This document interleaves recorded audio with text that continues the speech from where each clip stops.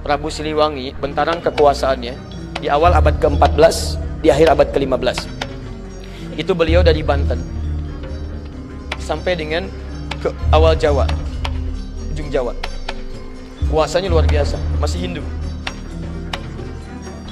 Dan pemerintahannya, Masya Allah, ketika Islam masuk, itu nggak ada pertentangan, biasa aja. Ulama sudah ada, nyaman, tenang, biasa. Yang paling hebat, ketika sedang inspeksi, datang ke Karawang, daerah Karawang, ditemukan seorang perempuan, namanya Nyai Subang Larang, sedang membaca Al-Quran. Nyai Subang Larang itu diantara muridnya Syekh Qura. Syekh Qura itu nama aslinya Syekh Hasanuddin. Ketika pulang dari Mekah, maka disebut Ummul Qura, maka disebut Syekh Qura.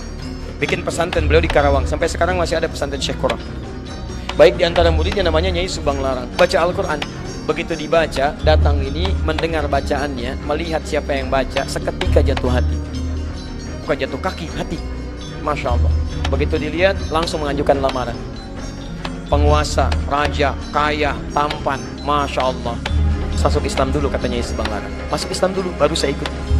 Dengan nggak ada apa-apa. Padahal di hadapannya seorang penguasa, tampan, punya kekuasaan. Tapi kalimat itu kalau sudah lekat dengan Allah, nggak ada nilainya yang lain. Allah. Maka apa yang dikatakan dari sini? Begitu keluar, ya, saya masuk Islam. Tidak ada yang duga. Tidak ada yang duga. Masuk Islam, menikah dengan Nyai Subang Larang. Lahirlah kemudian 3 anak utama. Anak pertamanya disebut dengan Walang Sungsang. Ya. Mungkin lahirnya agak sedikit bermasalah ya. 1423. Yang kedua, lahir Rara Santang. Lahir tahun 1426. Yang ketiga, Raja Sengara. Begitu lahir melotot ya. 1427. Raja Sengara. Baik, yang paling menarik semuanya masuk Islam, jelas. Walang Sungsang berubah nama jadi Abdullah Iman. Abdullah Iman. Masya Allah. Perhatikan, ini begitu Islam masuk membawa pedoman kebaikan, jadi baik. Dengan Hindu gak ada masalah, dengan Buddha gak ada masalah. Tiba-tiba masuk Islam dan berubah jadi kebaikan. Tiba-tiba apa yang terjadi, ini yang mau saya tunjukkan. Ini berubah jadi Abdullah Iman. Kemudian ini Rara Santang berubah jadi Syarifah Mudaim. Syarifah Mudaim. Pergilah haji. Saat pergi haji itu, tiba-tiba setelah selesai mau kembali, datanglah seorang laki-laki yang melihat Syarifah Mudaim, kemudian jatuh hati, minta kepada kakaknya Abdullah Iman untuk melamarnya.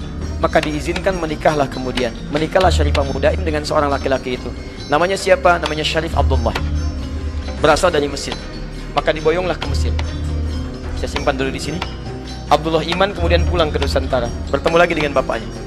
Setelah pulang, Prabu Siliwangi punya gelar Pamanah Rasa, namanya Manah Rasa. Ditugaskanlah kemudian untuk membimbing daerah. Lihat, mulai membimbing sekarang.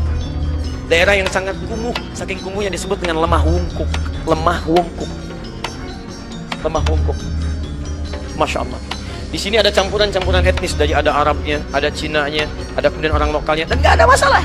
Begitu orang Islam datang, ditata jadi bagus. Oh, mereka campuran. Dalam bahasa lokal disebut dengan caruban, caruban yang bercampur. Pekerjaan utamanya ngambil udang. Yang ambil udang kecil, dibikin kemudian terasi. Pakai air rebon, jadi rebon, air rebon, orang bilang sana Cirebon, jadi Cirebon. Orangnya caruban, tempatnya berubah dari Cirebon. Ditata dengan baik, jadi makmur, jadi bagus, berhasil di situ.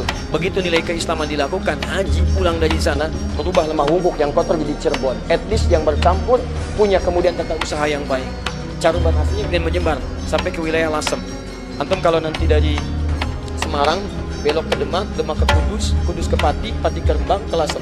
Lasem ini Masjid Agung, sekitar nggak terlalu jauh lah ya, 200 meter lah dari Masjid Agung sebelumnya. Ada sebelah kiri arah pantai namanya Caruban. Sampai sekarang Caruban.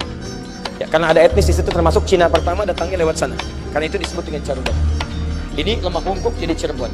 Yang ini pulang ke Nusantara setelah 20 tahun, bawa anak. Anaknya bernama Syarif Hidayatullah. Maka ketika pulang kemudian diberikan wilayah di Gunung Jati, maka dikenal dengan Sunan Gunung Jati. Teman-teman sekalian, ternyata di sinilah menyebar Islam.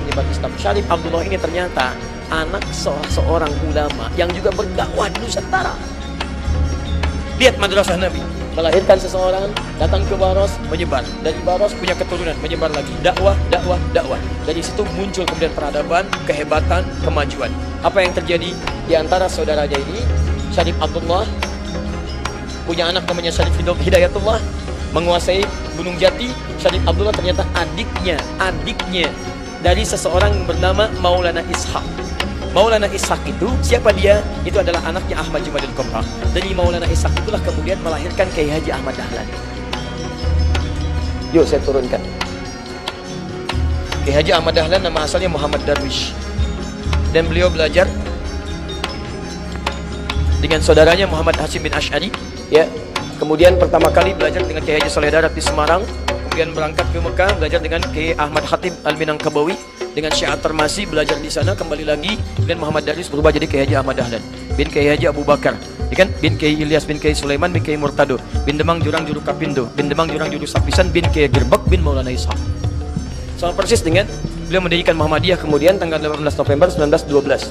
Sama persis dengan nasabnya Kiai Haji Muhammad Hashim bin Ash'ari yang mendirikan Nahdlatul Ulama tanggal 31 Januari 1926. Beliau Kiai Haji Muhammad Hashim bin Ash'ari bin Abdul Wahid. Abdul Wahid nama aslinya bin Abdul Wahid bin Abdul Halim. Abdul Halim nama aslinya Pangeran Benawa, dikenal dengan Sultan Hadiwijaya. Bin Abdullah bin Abdul Fattah, dikenal dengan Joko Tingkir. Ya, kemudian bin Abdul Aziz bin Abdul Rahman bin Maulana Ishaq. Ya, Walid Raden Ainul Yakin. Siapa Maulana Ishaq itu? Anaknya Ahmad Jumadil Kubra.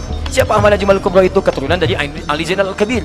Ali Zainal Al-Kabir anaknya Ali Zainal Abidin. Ali Zainal Abidin keturunan dari Al-Husain. Al-Husain adiknya Al-Hasan. Al-Hasan anaknya Ali bin Abi Thalib radhiyallahu ta'ala anhu. Ali bin Abi Thalib suaminya Fatimah Az-Zahra. Fatimah putri Muhammad sallallahu alaihi wasallam.